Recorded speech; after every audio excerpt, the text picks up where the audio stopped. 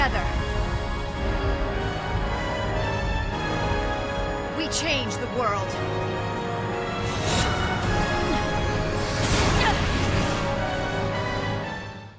Hello everyone, it's your boy Theo here with a should you pull tier list for the month of August.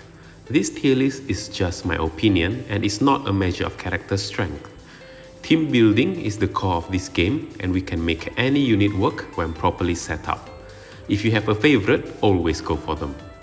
First event of the month is Act 4 Chapter 3 Part 2, featuring a new BT and FR for Rosa.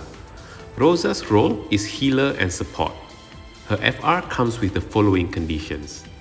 Party is at full health and total buff count is at least 10 after action, for a good plus 75% HP damage bonus per turn.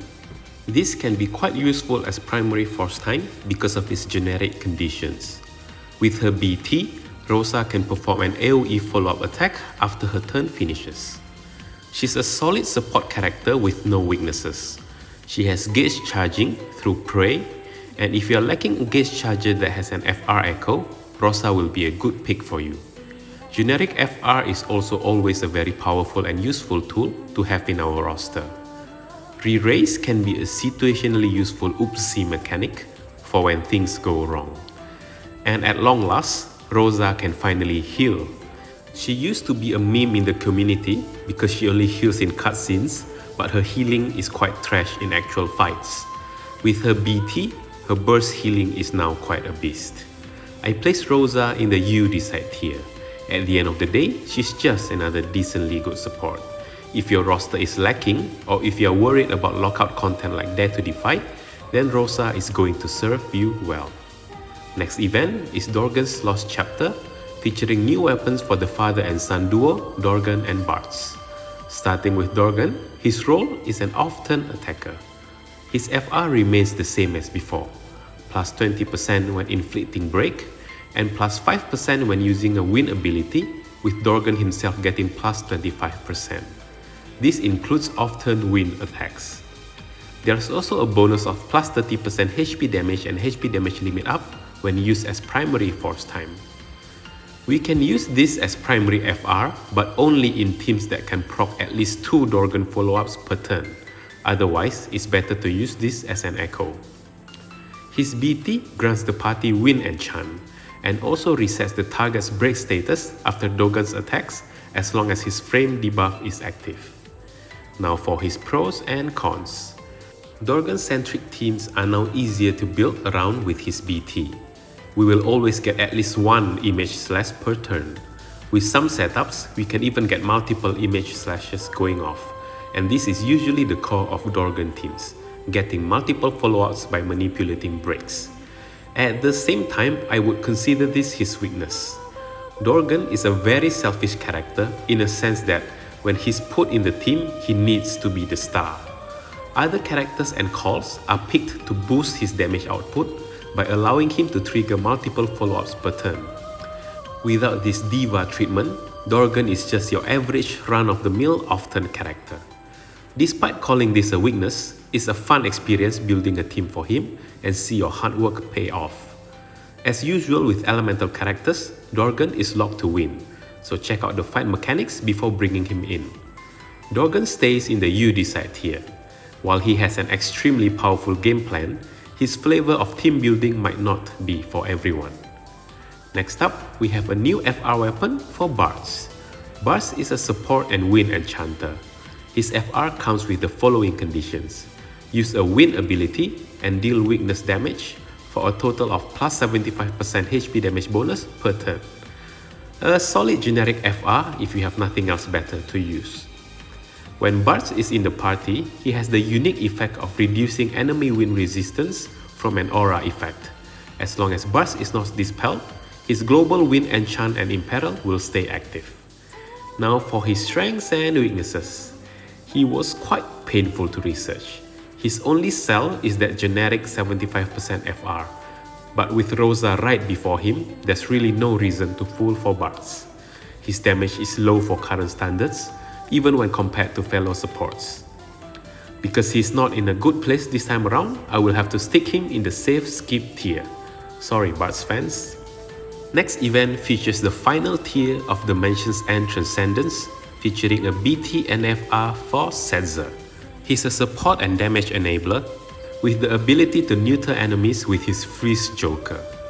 His FR has the following conditions: at least one enemy is broken or have 0 bravery, and deal at least 9999 brave damage in a single hit, for a total of plus 70% HP damage bonus per turn. When used as a primary force time, it comes with the coveted 50% HP damage and HP damage limit up. This makes Setzer's FR a premium choice for primary force time.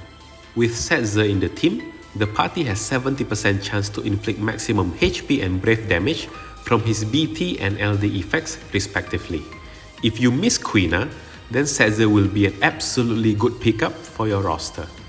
For his pros and cons, despite that 70% chance RNG, the ability to deal max damage is still an extremely powerful tool to have. Setzer allows the party to sometimes ignore boss mechanics, much like how Quina does it. The freeze debuff from his Freeze Joker is still a very relevant debuff. Preventing enemies from gaining any brave means the party is safe from attacks. Then we have that generic FR with 50% HP damage limit up. This alone can be a good reason to pull for Setzer. His BT does have random duration, ranging from 6 to 12 turns, but no matter the role, it should last you long enough to close up a fight, and is already longer than Quina's 4-turn BT. For his strong gimmick and versatility, Setzer holds the first Theo-approved rank of the month. Veterans might not need him, but Setzer is a valuable pull for newcomers. Next event is Dimensions and Transcendence Reprise, featuring an unknown set of new releases. Rumor has it Cloud might be one of them, but I will be holding off my tier placement until it is confirmed. So we'll jump ahead to the next confirmed event, with Story Act 4 Chapter 4 Part 1, featuring a new character, Weiss the Immaculate. He is an off-turn damage dealer with the following FR conditions: plus 40% when breaking or attacking a broken target, plus 5% when using a melee ability, with Weiss himself getting plus 20%, and this includes off-turn melee attacks.